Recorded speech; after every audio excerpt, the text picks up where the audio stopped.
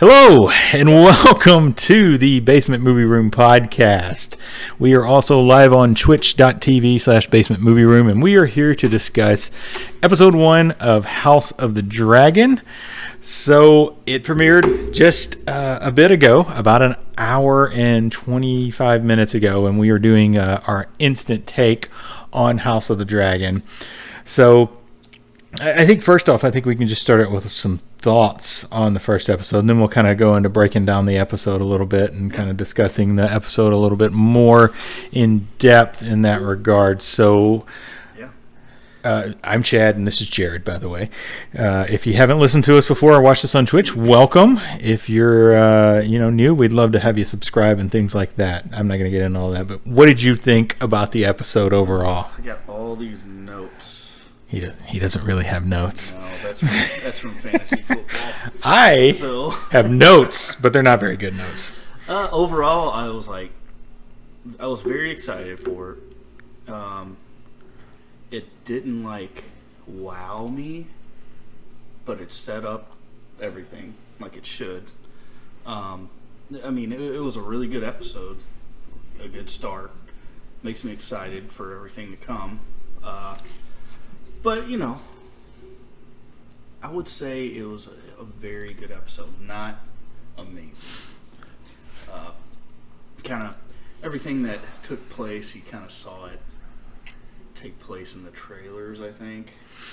So, it's setting up a very basic story right now, in my opinion. Yeah. For what's to come. But there's a lot that interjects into the story. So if you guys read Fire and Blood and all that, you'll understand. So, very good start. I'm happy. Yeah. It's back. Yeah. It'd be about the same way. I thought it was a very good opening episode. It sets up a lot of what we're going to see going forward. Obviously, the start of it kind of gives us the setting. It's funny because the thing says set 200 years before the events of Game of Thrones, but it's 172 years. 172 years before Daenerys is what it said. So I guess it is technically 200 years because she's in her late teens, so it's because it says before she was born. Right. So you got to figure it's 190 years really before the events of Game of Thrones, give or take 200 maybe. So I thought it was an excellent setup episode. Gives us a lot of information, introduces to a lot of the characters they're going to need to know. And my notes are basically character notes, so I'll go through a little bit about the cast. I think, we're ultimately introduced to Rhaenyra first overall. She is the main female protagonist, maybe, in this show. Rhaenyra is played by, give me a second, let me find, Emma D'Arcy. I guess D'Arcy. She's not really done a whole lot of stuff before. I looked her up. There's just some credits that I don't recognize, and probably because I don't watch that much British TV or anything. She seems pretty young, too. Yeah, she is fairly young. She's probably 25. Yeah, she is probably like that. But so she is the daughter of Viserys Targaryen, the niece of Daemon Targaryen. Now this is Viserys I Targaryen, the king, and Daemon is his brother. She rides a dragon. You're introduced to her riding her yellow dragon. The dragon's name is Syrax. Just looking in the background, it says she started riding the dragon at the age of 7. And I'm guessing she's around 16, 17 in this show. It doesn't really specify her age, but she's young. She looks young. Yeah. So that takes us to her father, who is King Viserys I Targaryen, played by Paddy Considine. Irish actor. You've probably seen him in Hot Fuzz. He was one of the Andys in Hot Fuzz, and he's also in a movie called Dead Man's Shoes, which was made in the mid-2000s. Very good movie if you haven't seen it. And he played a reporter in The Bourne Ultimatum, and there was a flashback to him in The Bourne Legacy as well, I think. He was in that. And his brother Daemon Targaryen, who we also caught up with in this episode, and I mentioned is Rhaenyra's uncle. Daemon Targaryen is played by Matt Smith, who close to my heart, played the 11th Doctor in Doctor Who. Came after David Tennant, who's my favorite Doctor, but we're not getting into all that. And he was also most recently in Last Night in Soho, if you've seen that movie from Edgar Wright. Oh, The other couple of other characters we're introduced to. Daemon also rides Caraxes. Correct, That's yeah. his dragon. It's Yes. a red dragon. It's probably the largest dragon in the show. He's bigger than Cyrax, but he's huge. And there's like 10 adult dragons, they said at the beginning of the show. You're also introduced to Otto Hightower, played by Rhys Ifans, who you've seen most recently in The King's Man, playing Rasputin, and The Replacements, and Notting Hill, you would recognize him from. He's also the father of Alicent Hightower, who is Rhaenyra's best friend. She is played by Olivia Cook. Didn't really have much on her. I've seen her before, but she's been, she's recognizable. yeah, she's been. But the Hightowers are from Old Town. I think it's said in here that Otto Hightower is the second son of the Hightowers, so he has no real rights or lands because his brother would be the heir to Old Town, the Hightower fortune in Old Town. And Old Town is, of course, where we saw Sam go in the original series. And we also saw Gerald Hightower was in Game of Thrones. He was killed protecting Jon as a baby. Oh, spoiler alert, sorry. With Lyanna at the tower in Dorne when Ned Stark fought Arthur Dayne and Gerald Hightower there. So that's all that. And we also have a couple of other people. Corlys Velaryon. I didn't write down his actor's name, but he is a black man. He's blonde-haired black man, so he's of Valyrian blood. That's supposed to make clear. And he's married to, I believe it's the aunt of Viserys. It could be his sister. Is it sister? His sister. Rhaenys Targaryen, who is the queen who never was, because she was passed by her grandfather, Jaehaerys. Yes. Yeah, their father had died, or their mother had died. I don't know. So there was no questionship of heir. And I just commented on this video, so that tells me my wife is watching this on her computer. So yeah, so he's married to the what really should have been the heir to the throne, but he's loyal to, of course, Viserys. He's one of the people on the court. He's like one of the lords of coin or something. I don't know what he's doing. Daemon is also he's the naval. Because he lives he's a naval man. Yeah, and that comes into play in the book quite often. So, all right. So I think we got a good idea of the characters. There's a couple of other characters that are introduced, including what's the knight's name who wins the tournament in the show? Oh, I can't remember his name. Criston Cole. Yes, Lord Criston Cole. He's Dornish. So the show opens kind of just introducing us to Rhaenyra on her dragon.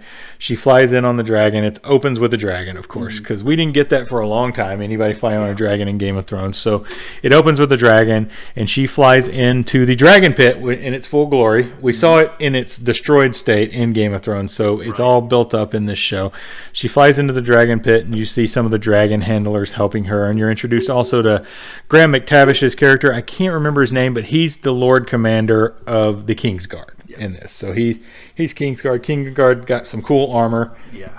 Better than the ones they had in Game of Thrones, in my opinion. The armor in this is the armor is top notch. Top notch. It's great. Yeah. So yeah, this scene's pretty cool. I thought this scene was very good. The dragon. You were having a little connection issue with your internet, so we were kind of getting a little blurry view occasionally. But people streaming it. Yeah, a lot of people. And your internet is running in and out too. But that's fine. It didn't really. It cleared up after about 10 minutes, so no big deal. But yeah, the dragon looks great. The CG budget has clearly been fixed in this show. It's it's not very dark. I think our camera just went out again. No. So refresh device. And we're back. So, yeah, the dragon looks great. She lands in the dragon pit, and it's very cool to kind of see the dragon handlers. They come out and they're speaking in Old Valyrian to the dragon to get it to calm down. The one dragon handler is like holds back the newer one, kind of the rookie. I thought that was kind of a nice touch. And, so what did you think about that scene? I was more concentrated on the handlers. Because I think that really comes into play with what was talked about later between, Viserys and Rhaenyra. Yeah. About how everybody thinks that the Targaryens control the dragons, but it's really vice versa. And not in those words, but they actually have to have handlers. Yeah. To keep up with the dragons. Yeah. So that just kind of, I was like, oh, okay, that makes sense, because Daenerys didn't need that. No. In Game of Thrones, So to see the handlers, I was more concentrating on the handlers more than the CGI or anything like that, because that's kind of a talking point with the Targaryens' power. Yeah. Say. So they're not as powerful as they think. I think that was just a little nod to that later exposition. Right. So, yeah.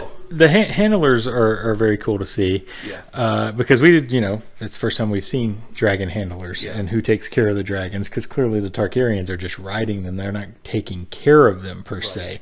So I think that's kind of nice to see. Mm-hmm. So yeah, I mean that's kind of what happens in that scene. Graham McTavish is introduced, and he's very cool, and kind of tells Princess Rhaenyra that her father's looking for her. But the next scene, she is talking to her mother. I guess her mother was looking for her. She's talking to her mother, and her mother is of course Viserys' wife, and she is very pregnant and is about to give birth to what Viserys hopes is a male child, so he will have an heir, because he's never referred to Rhaenyra as an heir, because no woman has ever taken the throne in this line of succession, at least. So she talks to her mother, and her mother's like, her mother is very with child and all that, and her mother tells her she stinks of dragon and tells her to take a bath.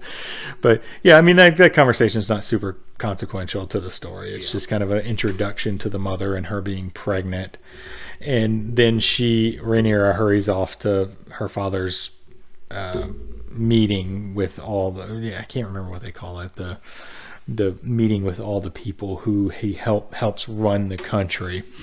So yeah, the mother, I mean, did you get anything else out of the mother and daughter conversation there? No, not really. Just, there's a relationship there. Very tight relationship. So yeah. But mother's not going to be around for that long, to be honest. Yeah, spoiler alert. For like 15 minutes from now. If that. Yeah. Yeah, so the next scene is more significant. You jump over to Viserys and Corlys Velaryon, Otto Hightower, and the Master of Coin, and the Maester, and the Master of whatever, and there's an empty seat at the table, and they're talking about where's Daemon at, why he's your new City Watch. Yeah, he's your new City Watch commander. Why is he not here? And then Rhaenyra comes in, and because she's the cupbearer for her father, and he's like, oh, the cupbearer has to be on time, or else the cups are dry, and she starts pouring wine.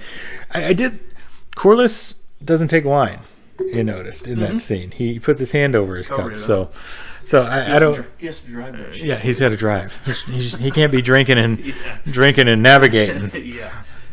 But so they're talking about Daemon and how he's been put in charge of the City Watch, and I can't remember what else was in that conversation per se. I didn't take notes during the episode. It's tough with this instant take to exactly remember. That conversation. But that is more to introduce you to Otto and his feelings against Daemon, because he's not a fan of Daemon Targaryen whatsoever, and Corlys Velaryon, who I think is more of a fan of Daemon Targaryen, to be honest, because he never speaks ill of him at all. Even he gave in the him his blessing to be. Yeah, he did.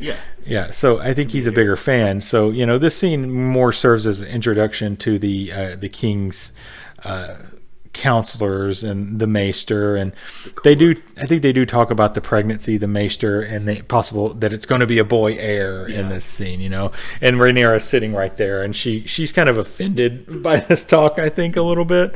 So yeah, I mean that's that scene. Do you have anything about that scene particularly? No, it's just a bunch of setup for all the everything that's to come like They talk about just the tournament too. Yeah, the tournament. Yeah, just kind of how everybody's set up in their own little position and where the butting of heads will come into play. That was a nice setup for that. Right. Yeah. So, yeah. It's a nice setup. And they talk about the tournament, and that's they're like, well, Daemon won't miss the tournament. Yeah. You know, they say he's going to be there, and little do they know he's already there, because the next scene we get is the Graham McTavish saying that, you know, telling Rhaenyra something, and it's quiet, but she ends up going to the throne room where our new throne is, and it's many more swords this time. They've added all the swords around it, and in that picture we can see it on the screen there. Many more swords around the throne at this point, making it look more closer to the book, although it's not like 14 foot off the ground like the book indicates. Like yeah. It's not way up there. So Rhaenyra goes into the throne room, and McTavish is really pissed off when he opens the door to the throne room and sees Daemon Targaryen sitting on the Iron Throne. And Rhaenyra's like, no, it's okay, you know. And he backs off, and she goes in to talk to him, and they have a great relationship. I mean, she seems to truly love him, and he likes her. He brings her a Valyrian steel necklace that she puts on, and they talk in Old Valyrian for a little bit, and you know, over things. Yeah, that's nice. That's nice. And Matt Smith, this is our introduction to Matt Smith's character. Truly, Viserys and Daenerys didn't ever go back and forth in Old. No, not Valyrian. Maybe they didn't know it. But Daenerys did, because she speaks it to the dragons at some point in the series. Okay. The Dracarys, they didn't go back and forth. No, that I recall they did. Cool. Yeah, that was very cool. And the relationship here, as a Targaryen relationship, it seems maybe a little creepy, because, you know, that they marry and cousins and nieces and nephews all the time, and that. They're being pretty friendly at the beginning. But overall, it seems like a loving relationship, and I think Daemon more of a brother sister. Than an uncle. Daemon and her have a connection, because both of them don't want to see an heir born. Daemon, because he's the king's heir right now, based on the male heirship, and Rhaenyra, because she still thinks she has an outside shot at being the heir to. She wants to change to Viserys. Yeah, she wants to change, but you know, they have a good relationship, and I think they do enjoy each other's company, even though nobody else seems to particularly enjoy Daemon's company. I think she may be the only one.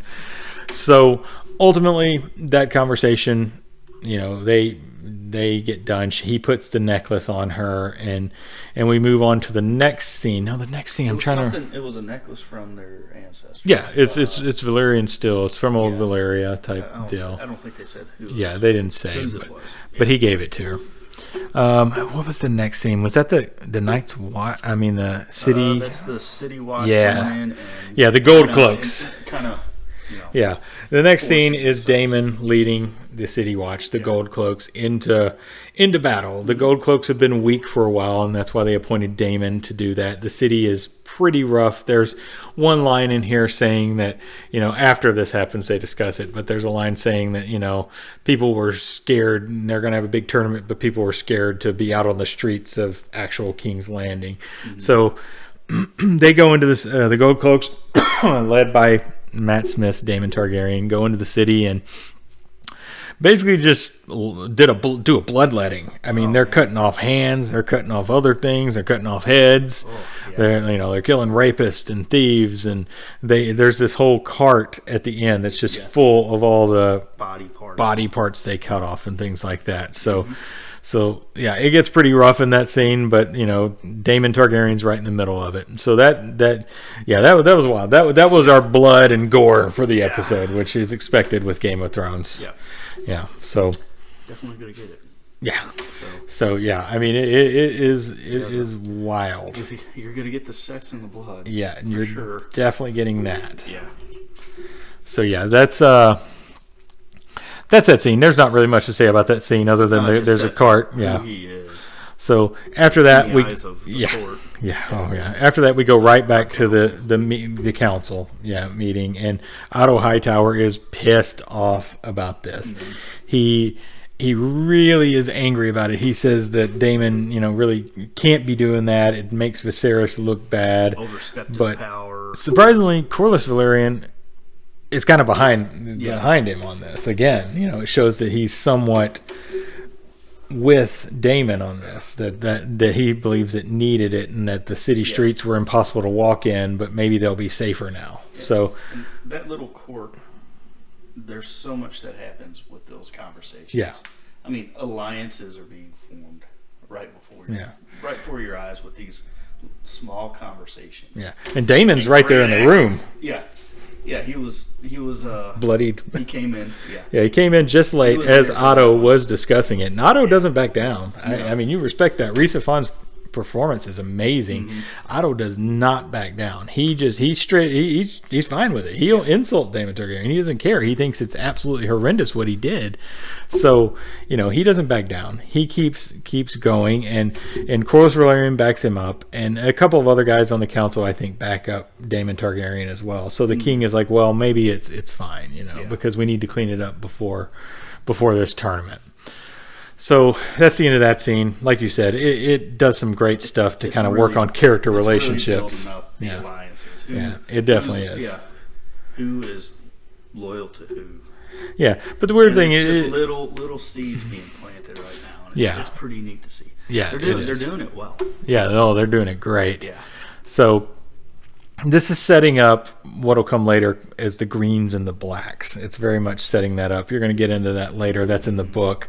So the greens and the blacks are two different factions between Daemon Targaryen and Rhaenyra Targaryen, are greens and blacks. So, but I'm not going to get into all that right now. That's going into spoiler territory ultimately. But everybody kind of knows where this goes. There, it's the Dance of Dragons. So, so the next scene, I believe, is the tournament scene, where Daemon Targaryen comes out in his full dragon armor.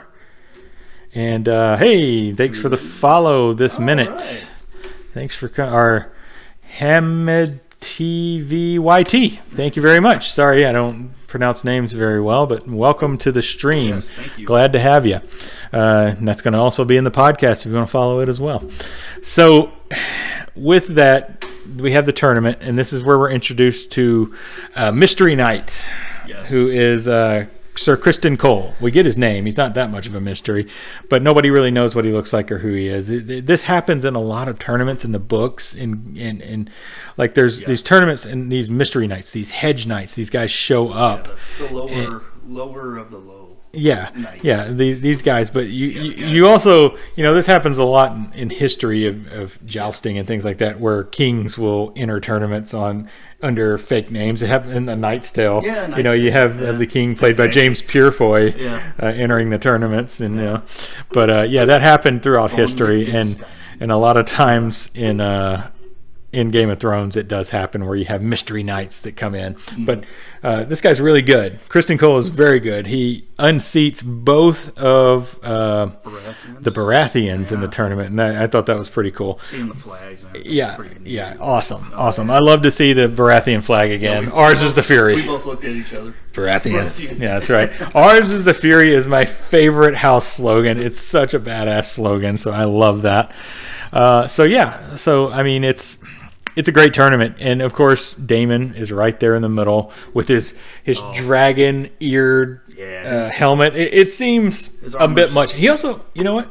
He's not scared. No face covering on that. That lance could shoot right between those and just take him out. Of course, I guess most of the guys. Criston didn't have it on either. He had his up. Yeah, he did have his up for the fight. Jousting. When they were jousting, he had his down. The fight he had it up. Yeah, so they have a joust. Daemon versus Criston. But of course, I feel like Daemon cheated and nobody called it out. He took out the guy's horse. Like Hightower's son. Hightower. He challenged Hightower's son, and took out the horse. And I didn't think that was fair, to be honest. And maybe it is. Maybe that's fair game because he took him out that way. And apparently, after you're taken down, you can challenge the other rider to a fight, even though you lost the joust. I guess in this tournament, because that happens. So. Cole takes down Targaryen, and there's the jousting is amazing. The jousting scene is great. Yeah, I mean, just how they go for through the first round, and then they swing back around, they grab the next one, and they just it was pretty well done. It's high energy jousting. Awesome. Yeah, that is high energy jousting for sure. Yeah, that was. I don't know if there's much CGI work in that. I feel like there had to be. Going on, but I mean, it looked pretty awesome. Yeah, I feel like there had to be plenty of CGI stuff going on. That, yeah. So he knocks Damon off the horse. Damon, of course, immediately gets up to challenge him to a fight, and they have a fight where Damon's sword, Dark Sister. I mean, it's. Yeah. I guess it's Dark Sister. It's supposed to be Dark Sister, I believe, but who knows if it actually is. So Damon takes him on. Cole has a Morning Star. He fights with a Morning Star. Cole does ultimately defeat him, although it's a pretty good fight. It's a great fight. And also, I felt, during the same scene, the king is called away because they announced at the first of it that the wife is in labor. Yeah. But let's just talk about the jousting. We were talking about it. I thought it was one of the best jousting depictions I've ever seen. I've seen real life jousting too. So Renaissance Fair, man. Yeah, nice. They do it right in Wentzville. They'll do it. Yeah. So yeah, it's fantastic. Really fantastic. It was so intense. It was great. And Kristen Cole seems to be a character that we're going to get a lot of. I just don't remember much about him in Fire and Blood, to be honest, but I know he was one of the main characters announced under this. And of course, Damon. Matt Smith is Damon. It's fantastic. He's kind of along the lines of a Jon Snow character. Yeah, and he takes off his mask and he's like, oh, he's Dornish. They didn't know. And Rhaenyra's kind of smitten with him. Clearly, he asked for her favor. She gives him his favor. And Damon, of course, after knocking her brother off there, asked for Alicent Hightower's favor, and she gives it to him, with her father being not too happy about that. The darker haired people. Yeah, that's right. So that's the jousting scene, and during the jousting scene, we're intercutting with the scene of Viserys and his wife, and I cannot remember her name, so I'm just going to call her Emma. Is it Emma? Emma. Maybe. I don't know. You're probably right. She's in labor. He comes in. The maester says we're in. I don't know. She's in labor. The baby is breech. So she's struggling. She can't get the baby out. They can't turn it. So he's given the option of both of them dying or one of them dying. He chooses to do the C-section, which they do brutally and incorrectly. They slice long ways. It clearly, C-sections are done. They did. It's set in medieval times, so mother, mortality was really low then, even for rich people.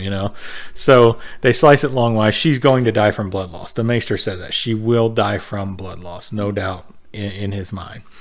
So. They slice up. It is rough to watch. Scene, it is tough to watch. And just him having to make that decision. The acting. Oh, he's great in that scene. Amazing. He's great. You can see the pain in his eyes for that scene. It's amazing, that scene. A lot of these actors. Constantine's great. Doing, acting with their eyes. Doing good work. It's huge. Yeah, doing good work. So the wife dies. In the childbirth, the baby comes out, is fine for a little bit, but you hear a little, like right at the end, you hear a little cough, and the baby passes away as well. So we move from that scene back to the joust, where everybody finds out what's going on. All the top people start leaving, and then the next scene, you don't see the baby actually die, but the next scene confirms it. It's a funeral pyre with Syraxes at the top of a hill. I think that's the same hill where Daenerys burned. I think those guys, the two, where the river and Jaime and all. It looks like the same hill. It may not be, but it seems like the same location where he. Tom Hopper was one of the characters. I can't remember the family name. Sam's dad, Tarlys. It's the Tarlys. Yeah, it's the Tarlys. Sam's dad and brother. Yeah, it looks like the same area. It does look like it looks like the same area. Yeah. So, even if it's not, it has to be. King's Landing, though. It was outside King's Landing. It was just outside the walls, so it might not have been. So ultimately, Viserys is sitting there, devastated. You see the wrapped body of his wife and his infant child on the funeral pyre, and Daemon is there. Of course, he loves his brother. I mean, he may be kind of an asshole, but he loves his brother, and he tells Rhaenyra that you have to help him. You have to help him through this. So she is in charge of telling Syraxes to burn the bodies. Yeah. She has to say Dracarys, and she walks up and yelps it out very weakly and burns the bodies. And we get the dragon handlers again being there to keep the dragon from probably having a snack or two at the funeral. So the dragon burns the bodies, and we move on from that scene pretty quickly. But that scene's very, very, very good. Very telling of Viserys' power. Yeah. Kind of how he struggles with making the hard decision. Yeah. But he is a good king. Yeah. Everybody says he's a good king. He's generous, likable. Yeah. He's not a tyrant. Right. But he is weak in a sense. Yeah. Which is brought up. Which Daemon hates. Yeah. Which is brought up later on. Yeah. So what scene did we go to after this one? I can't remember exactly where we go after this one. They go back to the court and they're talking about succession. Yeah, that's right. Yeah. I mean, Daemon is not there. He is not there, but he's in the shadows. Yeah. They don't realize that he's there, and they're talking, Corlys gives Daemon his, approval. Mm-hmm. That, that's his heir. Yep. That's the heir right there. And, of course, Hightower does not. Yeah.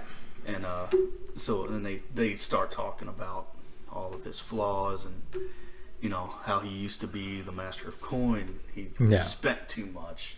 He used to be, what else was it? Never made him the hand. And then, of course, they put him in the City Watch, which is kind of the lowest position. Yeah. Just to kind of get him out of the way, and that's kind of his forte. Oh, they also discuss what he was doing with the City Watch, having the whole orgy scene that he rented out a whole whorehouse essentially, and it's having this huge orgy scene, which honestly, it's almost pornographic in that scene. It is pretty close. But yeah, and also in that scene, I forgot about that scene. Hey, another follower, Pobsy. Thanks for following. Thanks. Hey, all right. So another scene, he's sitting there, and Sonora, I can't pronounce her, Mizuno comes up to him in that scene. Now, she was in Devs. She's a fantastic actress in Devs. I think she's going to be good in this. She's going to be like the Melisandre of the series. She's got some, and she seems to be his companion now, like, because he introduces her to Dragon later. But in any case, that scene overall, he gives a speech, and that's what prompts Viserys to ultimately pass him over as the heir and name Rhaenyra in that council meeting. He called his he son says the king heir for 1 hour for the day, for an hour or whatever, like that. And he took, he was still grieving. Yeah. And so, anytime you say something like that about somebody that you just lost, of course you're gonna lash out. Yeah, he did not like that, and that leads to him in the next scene meeting with. Is it the next scene meeting with Rhaenyra, or is the next scene him meeting Daemon? I can't remember. Okay, he meets Daemon first, and that scene's pretty powerful. Yeah, because he's like he's on the throne, and he's called Daemon in. Daemon comes in, and he's like, "Did you say it?" And he's like, "I don't know what you're talking about." And he's like, "Did you say it? Heir for an hour, or heir for 3 hours, or whatever it was he said." And Daemon's like, he never admits it. He never admits it, because he's not that kind of person. He's not going to admit anything. He's never going to admit anything. But he did it. Exactly what he said. But and we actually don't know that he did it. We don't know that he did it because we did not see him do it. Hightower said he did it. So who knows? Honestly, I'm sure Hightower has his little birds. Yeah. So who knows if he actually did it? But anyway, the king thinks he did it. He banishes him essentially from the and says he's not going to be his heir. That it's going to be Rhaenyra, and he says to fly home to his wife back now on Syrax. Yes. Yeah. On in the Vale. Yeah. His wife's in the Vale, which is a big Game of Thrones, obviously. So that conversation ends, and the next conversation is the king and Rhaenyra in Balerian's like death room or something. It's Balerian's skull, which is huge. All those candles. Yeah. Balerian, I think Viserys rode Balerian. I think he was the last person to ride Balerian, and when Balerian died, he never took another dragon. He doesn't have a dragon, but I like the conversation he had with her, because he asked her a question. He wanted her to answer the question, and he liked the answer he gave, and he goes, yeah, the answer you gave essentially is what I think, is that we are not the powerful, the dragons are the power, and we're working for the dragons essentially, because without them we would be nothing, which was awesome. I thought that was a great little thing, because technically that goes back to Game of Thrones too, because Daenerys would have been nothing without the dragons. She would have never made it. She would have been a slave. So but I mean, they can't be burnt. I mean, that's not true. Some of them can't. Some of them can. Yeah. Daenerys just happened to have that, but that's never really in the books. Pretty good. Yeah, but he can't be. He's putting his hand over the candles, so clearly he's got that. I think they're just playing that back into the show because they made Daenerys fireproof. Yeah. So that scene ends with him not exactly saying it outright that she's going to be the heir, but telling her that she is, basically. Because they're on the same plane as far as thinking. Yeah, and right after that scene, you get a scene of Daemon leaving King's Landing on his dragon. He has Senora Mizuno with him, but I don't know if she's on the dragon. I couldn't tell when they were flying out. I couldn't tell. But she's going to be with him, clearly. You can tell that. But that scene's just kind of a CG fest to give us another cool dragon scene, basically. It's awesome. So I mean, the scene between him and Daemon was an amazing scene. I thought that was one of the better scenes, probably the second best scene in the show. I'd say I love all the court scenes. Yeah, I love that scene, and then the jousting was just so much fun. And Viserys cuts his finger on the throne. Yeah. So and he also has scene, that's right. We missed that scene where he's got a cut on his back that's infected. Yeah. So that's setting up his death most likely. But a lot happened in that one little scene between him and Daemon. Yeah, I mean, for sure. They showed a lot in 2 minutes. So, it was pretty amazing. It was great. So the final scene, because my wife is telling me I have 5 minutes to get home. The final scene is basically just all the houses assenting to there being a queen next, assenting to the heir, and Rhaenyra sitting up there and being essentially crowned the heir in this beautiful scene. She's in this beautiful red dress with this headdress that gets pinned on her, and just her turning around and having that power. It's pretty awesome. And everybody coming and taking a knee. Yeah. And you can tell who's loyal and who's not. Yeah, you get Corlys Velaryon. He does it, but he's not super pumped on reluctant. it. Yeah, he's not super pumped on it. Baratheon's very reluctant. And then Rickon Stark. Yeah. You get Rickon Stark to see a Stark. And then it shows a real quick flash of Hightower. Hightower was very reluctant, but Otto Hightower was kind of back in the shadows. All right. Yeah. All right, so that's the end of the episode. And what did you think about the whole episode again? We already kind of said that the first. We don't have to go back. Good. Very good. I'm just as excited for the second episode as I am the first now. Yeah. I mean, a lot of setup, kind of expected that, but nothing that was like earth shattering. Yeah. Ned Stark getting his head cut off. That didn't happen until the season finale. Yeah. You're not going to get that kind of stuff. It's going to be a lot of build up. A lot of build up this first season, because there's a lot of story to be told. There is. Just like the original. Oh yeah. But I think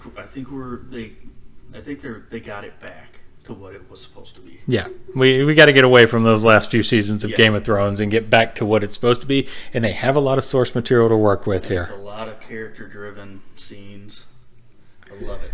Yeah. So, I'm ready. All right, so we got someone in the chat asking what's the rating for the episode. Gosh, who's that in the chat? We typically don't rate episodes of TV. We do season ratings, but if we had to, and the camera just cut off again, so I'm going to fix that real quick. So if I had to, it's in the 4 range. It's in the 4 range. It's not perfect. That's the rating. But it's a terrific start to a season that I hope keeps up the pace. And obviously, we're going to have better episodes and slower episodes. This ultimately is an exciting episode, but I would guess this is probably on the slower side of some of the episodes. Like if you're comparing it to Game of Thrones, it's on the slower side. Yeah. Seeing Harrenhal. Oh, Harrenhal. Yeah, the destroyed Harrenhal. That's right. We do see that. That's the scene. That's the scene we didn't really get into. It's at the very first. Yeah, I didn't think about that scene, but it's Jaehaerys granting, and we kind of discussed it, but it's Jaehaerys granting Paddy Considine's character the throne over his sister, the older sister, who's married to Corlys Velaryon, which we mentioned that as well. So yeah. So 4 would be my rating if I have to rate it. Thanks for the ask, wife. Yeah. I would stay with it. It's not the greatest thing I've ever seen, but it's a great start to a season that I hope is terrific. And I think that to go along with this, the trailers didn't give away very much. They pretty much laid little Easter eggs for the first episode. Yeah. It was great. It was great. They didn't give away too much. Yeah, I tried not to watch that many of the trailers, to be honest. I watched a little bit here and there, They didn't I stayed give away much at all. Yeah. I mean, basically, if you watch the trailers, it tells you kind of what happens in the first episode. Oh, yeah. Yeah, most of it is from the first episode, if I remember the one I watched at least. I really appreciate that. Yeah, that's the way to do it. I hate when trailers give away the whole... It's like, I just watched the movie. That's the way to do it. I don't have to go watch the movie now. So... All right. I didn't have anything else. Everything's good. Acting is all great. Matt Smith's terrific. Paddy Considine's terrific. Rhaenyra's Darcy, whatever her name is great. Corlys Velaryon didn't have a lot to do, but man, the guy's look is amazing in the show. And the music. Let's just discuss the music real quick. He did enough to set up he's great. Position. Music. The theme of the show is just a slightly different theme from Ramin Djawadi's Game of Thrones theme, which he's doing the music too. It's sped up and they added to it. And then the ending theme is the theme with singing. It's like some chanting or something to it. So I thought that was great. And the rest of the music, it's a Ramin Djawadi score. Yeah. He's great. He's terrific. Yeah, the opening, you don't get that boom, boom, boom, boom, boom. That pounding. Yeah. It subtly goes into. Yeah, it does. So. Yeah. Which I heard some things like, they're going with the Game of Thrones score at the beginning, and so when they didn't do that, I was like, okay, well, don't listen to everything. It's great. Yeah. So. All right, so I think we're going to call it there. Thanks for tuning into the stream. If you tuned in, especially the couple of people, Pobsy and Hamity TVYT. I probably just screwed that up real bad. But anyway, thanks for watching. Thanks for listening. Be sure to subscribe and give us a rating on your favorite podcast app, whatever you're listening on. Yes. And we will see you next Sunday for the Ham. Hey, I'm calling you. Yeah, thanks for chatting, Ham. Right. Yeah, thanks for coming in. Hope you can tune in next week. We'll be on same bat time, same bat channel. Yes. Yeah. So he'll be home in 5. Yeah, I'll be. Give me 10. Give me 10. So yeah, thanks, Ham. Thanks for watching. Thanks for tuning in, and we'll see everybody next week for House of the Dragon episode 2. Yes. Later. Cheers.